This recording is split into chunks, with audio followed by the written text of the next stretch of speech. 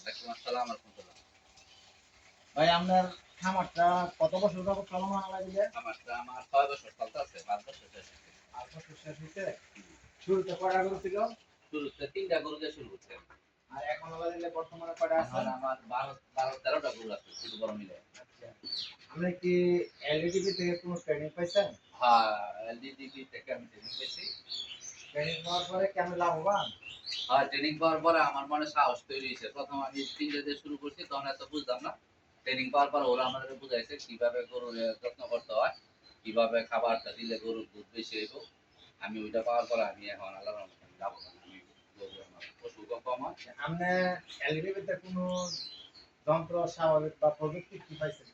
ওরা আমার দুধ দোয়ানোর মেশিন দিছে, তারপরে গাছ কাটার মেশিন দিছে। এই ২ টা দেওয়ার কারণে আমার অনেক উপকার হইছে। আমি এগুলি দিয়ে মনে করেন যে এখন অনেক তাড়াতাড়ি কাজ করতে পারি। আমার লেবার সংখ্যা কম লাগে। লেবার সংখ্যা কম লাগে। হ্যাঁ, আচ্ছা। দুধ দোয়াইতে আগে সময় লাগবে বেশি, এখন সময় কম এখন লাগে। সময় কম লাগে। ০.৫ ঘন্টার ভিতরে আমার দুধ দোয়ানো ঝামেলা শেষ হয়ে যায়। এই সকাল মেশিন দিয়ে ঘাস কাটলে ঘাস নষ্ট হয় না, গাছ নষ্ট খাবার হয় না। খেতে একটু গরুর সবগুলি স্বাচ্ছন্দ্য বোধ করে। সবগুলি খাইতে পারে এবং গরু আরামে খাইতে পারে। এলডিটিভি তাইলে আমাদেরকে অনেক সুবিধা দিচ্ছে। হ্যাঁ, অনেক সুবিধা দিছে। আমরা এই করিমপুর ইউনিয়নের শ্রীনগর ডেইরি ডে সদস্য। ডেইরি পিসির সদস্য। আচ্ছা। আপনার নাম কত? মোহাম্মদ আচ্ছা, মেবি। যে আমরা এই এলডিটিভি ট্রেনিং পাওয়ার পরে যেভাবে সামনে থেকে আমরা প্রজেক্ট বাড়তেছে, তাহলে আমরা দেখি আরো অনেকে মনে করতে চাইতেছে।